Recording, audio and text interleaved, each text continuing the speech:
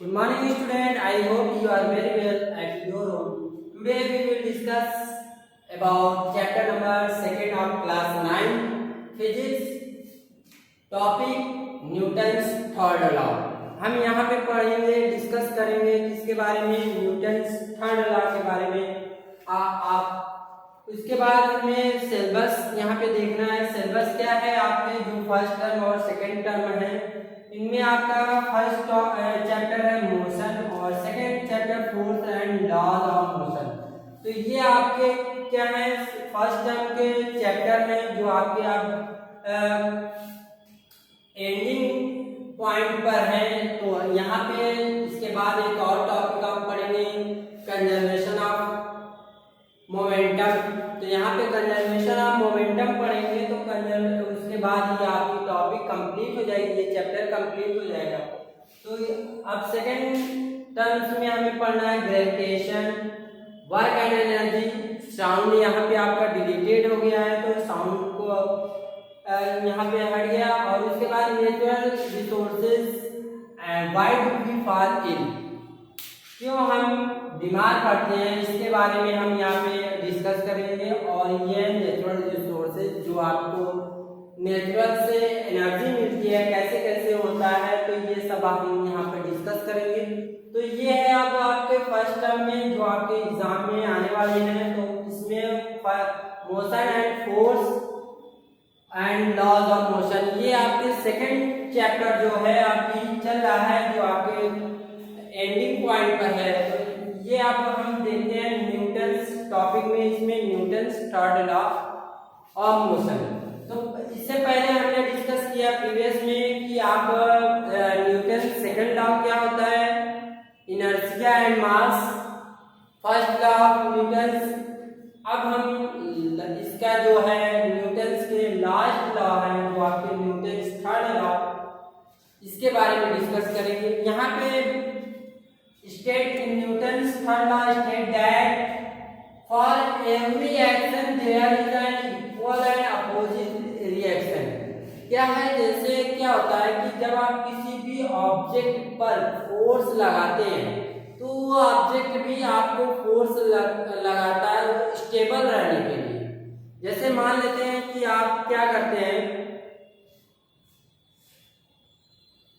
मान लेते हैं कि आप एक गन लिए और गन को शूट कर रहे हैं। अब गन से बुलेट जो निकल रही है, बुलेट तो अपना फॉरवर्ड फोर्स लगा रही है, बुलेट का फोर्स जो हो रहा है फॉरवर्ड हो रहा है, फॉरवर्ड फोर्स लग रहा है जो आपका बुलेट के बाहर जाने के लिए हो गया। लेकिन बुलेट क्या है, कुछ ऐसा फोर्स लगाए कि गन जो है आपका वो क्या होगा, बैकवर्ड फोर्स लगेगा। अगर हम क्या करते हैं, उसको हार्डली नहीं पकड़ के रखते हैं तो वो क्या करेगा, हमारे बॉडी को हानि पहुंचा देगा, जिससे हमारे बॉडी में इफेक्ट आ जाएगा। कई जो बॉडी में आपका स्ट्रेच आ गया और भी बॉडी में इफेक्ट हो सकते हैं। तो ऐसे फॉरवर्ड या बैकवर्ड फोर्स लगेगा किसका, इसी को कहते हैं इक्वल एंड अपोजिट रिएक्शन। जैसे कि जब किसी भी ऑब्जेक्ट पे आप क्या करते हैं, मान लेते हैं इसको हमने फोर्स लगाया, ये हम क्या कर रहे हैं, यहाँ पर फोर्स लगा रहे हैं। अब इसको आप देखिए, यहाँ पे ये फोर्स लग रहा है, फोर्स लगने पर ये क्या कर रहा है, अपने बॉडी को स्टेबल रहने के लिए, वहीं पर रहने के लिए भी क्या करेगा, फोर्स लगाएगा। अब ये इसका फोर्स लग रहा है हमारी बॉडी को ये एक जगह स्टैंड रहने के लिए। तो अब ये क्या हो गया कि आपका ये ऑब्जेक्ट जो है एक अपोजिट फोर्स लगा रहा है, उसी को हम कहते हैं Newton's third law of motion. तो आपको यहाँ पे पता चला कि for every action there is an equal and opposite reaction. जैसे भी किसी भी ऑब्जेक्ट को आप क्या करते हैं, फोर्स लगाते हैं। जैसे मान लेते हैं कि आप क्या कर रहे हैं, नाविक जो है नाव चला रहा है, अब वो क्या करता है, पानी को फोर्स लगा रहा है, उसको बैक साइड फोर्स लगा रहा है, लेकिन नाव क्या हो रही है, आपकी फॉरवर्ड डायरेक्शन में जा रही है। नाव क्या हो रही है, आपकी फॉरवर्ड डायरेक्शन में जा रही है। तो अब देखिए यहाँ पे क्या करो, बैक साइड फोर्स लगा रहा है, अब उसका बैक साइड का फोर्स हो गया उसका, अब उसके बाद वो रिएक्शन किया, रिएक्शन करने पे ऑब्जेक्ट क्या हुआ आपका फॉरवर्ड की तरफ जाने लगा। तो ये होता है आपका क्या होता है कि थर्ड लॉ ऑफ मोशन की वजह से किसी भी ऑब्जेक्ट पर जब आप फोर्स लगाते हैं तो वो भी क्या करता है, फोर्स लगाता है।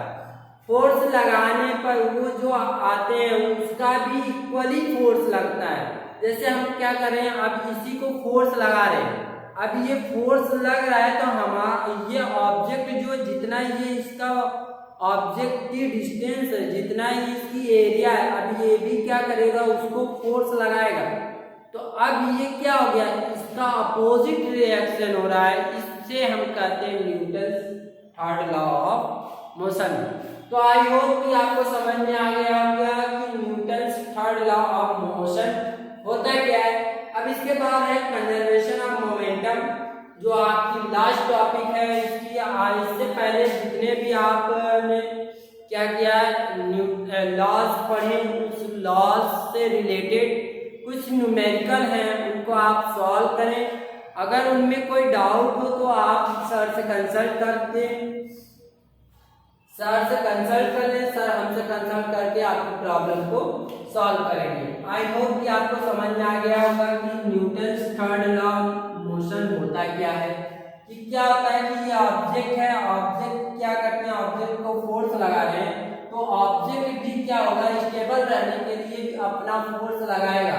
तो वो भी उतना ही फोर्स लगाएगा जब कोई ऑब्जेक्ट क्या करता है कि इक्वली फोर्स लगता है तभी वो स्टेबल रह सकता है, तभी वो क्या करेगा, स्टेबल रहेगा। तो स्टेबल रहने के लिए वो फोर्स लगेगा तो क्या हो जाएगा, आपका इक्वल फोर्स हो गया, इक्वल फोर्स हो गया एंड अपोजिट रिएक्शन। जितना आप एक्शन करेंगे उतना वो भी क्या करेगा, रिएक्शन करेगा। जैसे मान लेते हैं कि आप क्या करते हैं कि कहीं पे जा रहे हैं और किसी अदर पर्सन है उससे आपकी क्या हो जाती है, थोड़ा सा बहस हुई हो जाती है। अब उसके बाद वो क्या करता है, आपको बीट करना शुरू करता है, तो आप भी उसको रिएक्शन करेंगे, आप भी कुछ बीट करेंगे। तो ये क्या हुआ, अब आपने उसको बीट किया, वो भी आपको बीट किया, दोनों सेम सेम फोर्स लगा रहे हैं, लेकिन उसका ही आप उसकी तरफ फॉरवर्ड फोर्स लगा रहे हैं, वो आपकी तरफ फॉरवर्ड फोर्स लगा रहे हैं। तो इसी कहते हैं अपोजिट रिएक्शन। क्या हो गया, ये अपोजिट रिएक्शन हो गया। यहाँ से आपको पता चलता है कि जब किसी भी ऑब्जेक्ट पर आप क्या करते, फोर्स लगा, जैसे मान लेते हैं आप क्या कर रहे हैं, जैसे क्या करें, बाई चांस किसी बाइक को या फोर व्हीलर को क्या हो रहा है, वो स्टार्ट नहीं हो रही। अब उसको स्टार्ट होने के लिए आप क्या करोगे, फोर्स लगाओगे। जब उसको फोर्स लगाओगे वो फॉरवर्ड की तरफ जाएगा, मूव करेगा। अब फॉरवर्ड की तरफ मूव करेगा, जैसे ही उस पर गेयर लगाए, गेयर लगाने जब फॉरवर्ड की तरफ फोर्स आप करेंगे तो वो भी आपका क्या करेगा, अपोजिट की तरफ करेगा, जिससे क्या है वो बाइक स्टार्ट हो जाएगा, फोर व्हीलर क्या है स्टार्ट हो जाएगी।